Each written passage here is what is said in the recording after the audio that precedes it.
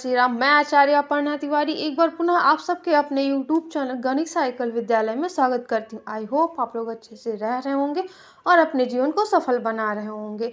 जैसा कि मैंने पिछले कई वीडियो में एकल के बारे में बताया है, मैंने आप सबको पार्ट 1 में आचार्य पुस्तिका के बारे में बताया था। आज मैं पार्ट 2 में उसी के आगे आप सबको बताने जा रही हूँ। अगर आप सबको मेरा वीडियो अच्छा लगता है तो please like, comment and subscribe जरूर करें। आइए हम लोग आगे पढ़ते हैं। मैंने आप सबको पिछले वीडियो में बताया था एकल की स्वरूप। एकल के स्वरूप में मैंने आपको ग्राम चयन प्रक्रिया मैंने बताया था, आपको संचालन बताया था, विद्यालय कैसे संचालित करना है। मैंने आचार्य के बारे में आपको बताया था। आज हम आपको बताएंगे विद्यार्थी और विद्यालय किस स्थान पर होना चाहिए, विद्यालय का समय क्या है और किस प्रकार की शिक्षा उसमें दी जाती है। इन बातों पर हम चर्चा करेंगे। तो हम लोग जानते हैं एकल की विद्यार्थी। एकल विद्यालय में 4 से 10 वर्ष की आयु के बालक बालिकाएं अपने सर्वांगीण विकास के लिए आते हैं। एकल विद्यालय में बच्चों की जो मैक्सिमम आयु होती है वो कितनी होती है? 4 से लेके 10 वर्ष तक के बच्चों को अपने एकल विद्यालय में एडमिशन उनका लेना होता है। और क्यों लेना होता है? क्योंकि उनका सर्वांगीण विकास हो सके। दूसरी पॉइंट है, ये बच्चे किसी न किसी औपचारिक विद्यालय में नामांकित होते हैं। जैसा कि मैंने आपको अपने पिछले वीडियो में बताया होगा कि इसमें उन बच्चों को पढ़ाना है जो विद्यालय तक नहीं जा सकते, लेकिन जैसे जैसे देश अपना विकास कर रहा है वैसे वैसे भाई की कृपा समझिए कि लोग पढ़ रहे हैं, जागरूक हो रहे हैं, अपने बच्चों को पढ़ा रहे हैं। तो कहीं ना कहीं अगर कोई अच्छे स्कूल में अपने बच्चों को नहीं डाल पा रहा है, प्राइवेट स्कूल में, तो वो प्राथमिक विद्यालय में ही पढ़ते हैं, अर्थात कहीं ना कहीं बच्चे पढ़ाई कर रहे होते हैं। तो ऐसा नहीं है कि आप उन बच्चों को नहीं पढ़ाएंगे। अगर आपके गाँव में ऐसे बच्चे नहीं हैं जो गरीब हों, विद्यालय तक नहीं जा सकते हों, कोई बात नहीं। आपको अगर कोई बच्चा पढ़ रहा है किसी भी विद्यालय में तो आप उन्हें पढ़ा सकते हैं, क्योंकि अपने यहाँ का जो पढ़ाई है, अपने एकल के यहाँ का जो विषय है वो अन्य प्राथमिक विद्यालय हो या कोई प्राइवेट स्कूल हो, उन सब से हटके है। तो आप उन सभी बच्चों को भी पढ़ा सकते हैं। और तीसरा पॉइंट इसका है, आयु के अनुसार बच्चों के 3 गट क्रमशः रखे जाते हैं। जैसे अन्य स्कूलों में क्लास होते हैं वैसे ही अपने एकल विद्यालय में गट होता है, जिसमें हमें 3 गट, अर्थात अगर अन्य विद्यालय की भाषा में कहें तो क्लास 1, 2, 3 तक के बच्चों को पढ़ाना होता है। लेकिन अपने यहाँ में, अपने एकल में शिशु गट, बालगट 1, बालगट 2 ऐसे करके क्लास निर्धारित होता है, जिसमें शिशु गट होता है प्रथम। पहले शिशु गट आते हैं जिसमें 4 वर्ष से लेकर के 6 वर्ष तक के बच्चों को शिक्षा दी जाती है। 4 से 6 वर्ष तक के बच्चों को शिक्षा दी जाती है। दूसरा है बालगट 1, जिसमें 6 से लेकर के 8 वर्ष तक के बच्चों को शिक्षा दी जाती है। कितने? 6 से लेकर 8 वर्ष तक के बच्चों को बालगट 1 में शिक्षा दी जाती है। और बालगट 2, कितने? बालगट 2, बालगट 2 में 8 से लेके 10 ईयर तक के बच्चों को शिक्षा दी जाती है। इस तरह से अपने एकल की जो क्लासेस हैं वो 3 भाग में बांटे गए हैं, शिशुगट, बालगट 1, बालगट 2। शिशुगट में 4 से लेके 6 वर्ष तक बच्चे रहेंगे और बालगट 1 में 6 से लेके 8 वर्ष तक के बच्चे रहेंगे और बालगट 2 में 8 से लेके 10 वर्ष तक के बच्चे रहेंगे। अर्थात अपने एकल में बच्चों की जो आयु हो वो कितनी हो? 4 से लेके 10 वर्ष तक के होनी चाहिए। ये तो हो गया कैसे विद्यार्थियों को हमें लगाना है, उनकी एज क्या होनी चाहिए, किस प्रकार से क्लास यहाँ पे चलते हैं, कितने क्लास चलते हैं। आई होप आप सबके ये जितने भी प्रश्न अगर मन में आ रहे हो वो आप सबको मिल गया हो उसके उत्तर। अब हम देखेंगे विद्यालय चलाने का स्थान कैसा होना चाहिए और किस समय विद्यालय को चलाना चाहिए। तो इसमें है, एकल विद्यालय के लिए स्थान की व्यवस्था ग्रामवासी करते हैं।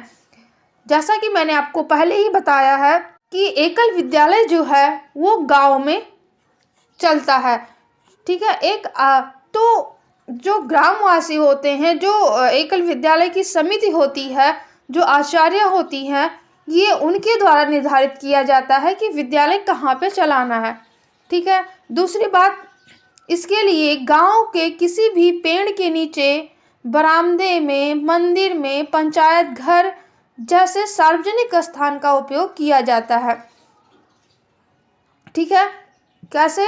एक ऐसा स्थान होना चाहिए, क्योंकि अब कहने का मतलब है वो स्थान ऐसा हो, सार्वजनिक होना चाहिए। और इसके पीछे रीजन है, क्योंकि अगर विद्यालय एक आचार्य के घर में चलता है या कहीं ऐसे शोरगुल स्थान पर चलता है, तो कहीं ना कहीं से लोग डिस्टर्ब होते रहेंगे। तो इसलिए एक ऐसे स्थान का हमें सेलेक्ट करना है जहाँ पे शांति का माहौल हो, लोगों का आना जाना ना हो। जैसे कोई मंदिर हो सकता है, किसी का ऐसा बरामदा हो सकता है जहाँ पर ज़्यादा लोग ना रहते हों। एक जैसे प्राचीन काल में शिक्षा दी जाती थी पेड़ के नीचे, अब वो तो प्राचीन समय की बात है, तो प्राचीन में ही चली गई। हालांकि अब ऐसा नहीं होता है, लेकिन अगर दिक्कत हो रही है, ऐसे स्थान नहीं मिल रहे हैं, तो आप उस स्थान पर भी पढ़ा सकते हैं जहाँ पे छाँव हो, शांति का माहौल हो, बच्चे किसी भी पेड़ के नीचे बैठ के पढ़ सकते हैं। या फिर पंचायत भवन हो या कोई भी सार्वजनिक स्थान हो जहाँ पर विद्यालय चलाया जाता है। किसी भी आचार्य को अपने घर में विद्यालय संचालित करना वर्जित है। कहने का मतलब है जो आचार्य है उसे अपने घर पे विद्यालय नहीं चलाना है। उसके पीछे जो रीजन है मैंने पहले ही बता दिया है, क्योंकि यदि आचार्य अपने घर पे है तो कहीं ना कहीं वो फैमिली की वजह से डिस्टर्ब होगा, या उसे अपने काम याद आएंगे, तो वो बच्चों पर फोकस नहीं कर पाएगा। इसलिए आचार्य के घर पे विद्यालय नहीं चलाना है। वो अन्य किसी समिति के यहाँ या कहीं ऐसे स्थान पर शांति के माहौल में विद्यालय चला सकता है किसी और के घर पे, परंतु आचार्य के घर पे विद्यालय नहीं चलना चाहिए। तीसरी पॉइंट है, एकल विद्यालय में प्रतिदिन 2 घंटे की पढ़ाई होती थी। जैसा कि जो एकल में काम कर रहे होंगे उन्हें पता है, पहले ये समय था 3 घंटे। हालांकि अब इसमें नई शिक्षा नीति में हम कहें परिवर्तन आया है और उसका समय घटा के 2 घंटा कर दिया गया, जिसका समय है 4 से लेकर के 6, 4 बजे से लेकर के 6 बजे तक के यह विद्यालय संचालित करना होता है। आने वाले वीडियो में हम आपको विद्यालय संचालित करने का टाइम टेबल भी आप सबसे शेयर करेंगे। फिर अगला पॉइंट है, विद्यालय का समय विद्यार्थी और आचार्य के सुविधा अनुसार ग्राम समिति के द्वारा निश्चित किया जाता है। जैसा कि मैंने पहले बताया कि विद्यालय का समय है ना 4 से 6 मैंने बताया, लेकिन यदि आचार्य को असुविधा हो रही है तो वो अपने सुविधा अनुसार, बच्चों के सुविधा अनुसार, ग्राम समिति के सुविधा अनुसार वो अपने विद्यालय का समय चेंज कर सकता है। विद्यालय का समय विद्यार्थियों और आचार्यों की सुविधा अनुसार ग्राम समिति के द्वारा निश्चित की जाती है। आप लोग मतलब आचार्य क्या करेंगे, ग्राम समिति के पास जाएंगे, उनसे विचार विमर्श करेंगे, एक बैठक बुलाएंगे। उस बैठक में ये निर्धारित किया जाएगा कि मान लीजिए 4 से 6 के बीच में आपको टाइम नहीं मिलता है, तो आप आचार्य अपने ग्राम समिति से बात करेगा कि भाई साहब ये समय मुझे उचित नहीं लग रहा है, तो वो अपने हिसाब से, और बच्चों को भी सुविधा हो, आचार्य को भी सुविधा हो, सबके सुविधा अनुसार वो एक नया समय निर्धारित कर सकता है। हालांकि ये समय इसलिए रखा गया है क्योंकि मैंने पहले बताया कि बच्चे कहीं ना कहीं पढ़ रहे होते हैं, तो हर विद्यालय में 3 बजे तक छुट्टी हो जाती है। बच्चे खाना खा के थोड़ा टहल घूम के वो 4 बजे से फ्री हो जाते हैं और 4 से 6 वो बच्चे आके पढ़ सकते हैं। इसलिए हमारे अभियान ने ये समय निर्धारित किया है जो कि उपयुक्त है।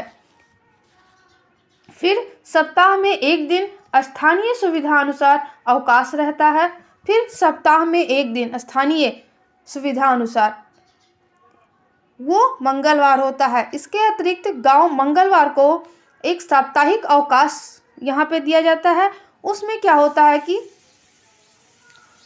बच्चों के पेरेंट्स को बुलाकर उनसे बच्चों के बारे में बात करनी होती है। आप जैसे कह लीजिए प्राइवेट स्कूलों में पेरेंट्स मीटिंग होती है, कुछ इसी प्रकार से वहाँ पे बच्चों को जाएं, उनके फैमिली से बातचीत करें, बच्चों के बारे में क्या वो कुछ उन्हें समझ में आ रहा है, कोई परिवर्तन आ रहा है नहीं आ रहा है, उनके फैमिली को भी बताएं। जो अन्य पंचमुखी शिक्षाओं में प्राथमिक शिक्षा को छोड़ के जो 4 अन्य शिक्षाएं हैं, जागरण शिक्षा है, संस्कार शिक्षा है, ग्राम विकास योजना है इत्यादि, जो भी ये 4 विषय हैं उनके बारे में उनके परिवार को बताएं। और इसके अतिरिक्त गांव में कोई उत्सव हो, मेला हो एवं अन्य कार्यक्रम होने पर ग्राम समिति की सहमति से अवकाश किया जा सकता है। इसके अलावा सप्ताह में एकल विद्यालय के द्वारा एकल अभियान के द्वारा सप्ताह में एक छुट्टी निर्धारित होती है। किंतु यदि आचार्य को कहीं जाना हो, कोई उत्सव मेला हो या कोई आवश्यक कार्य हो तो उसके लिए यदि उसे अवकाश चाहिए तो अपनी ग्राम समिति से बात कर सकता है और ग्राम समिति से बात करके वो अवकाश प्राप्त कर सकता है। फिर छात्रों का पंजीकरण करने के पश्चात विद्यालय का उद्घाटन ग्राम स्तर पर संच समिति की उपस्थिति में समारोह के साथ संपन्न करना चाहिए। जैसा कि मैंने बताया, देखो ग्राम का चयन हो गया, फिर आचार्य को भी सिलेक्ट कर लिया गया, संचालन का आपको पता चल गया, बच्चे किस आयु के लगाए जाएंगे, किस किस क्लास में बच्चे रहेंगे आपको ये भी पता चल गया, आपने स्थान भी निर्धारित कर लिया। अब आपको क्या करना है, आपका संपूर्ण जितनी भी आपको चीज़ें चाहिए थी वो सारी चीज़ें एक विद्यालय के लिए आप लोग परिपक्व हो चुके हो। अब आपको विद्यालय संचालित करना है तो वो आप उस सब बच्चों का एडमिशन होगा, नामांकन हो गया।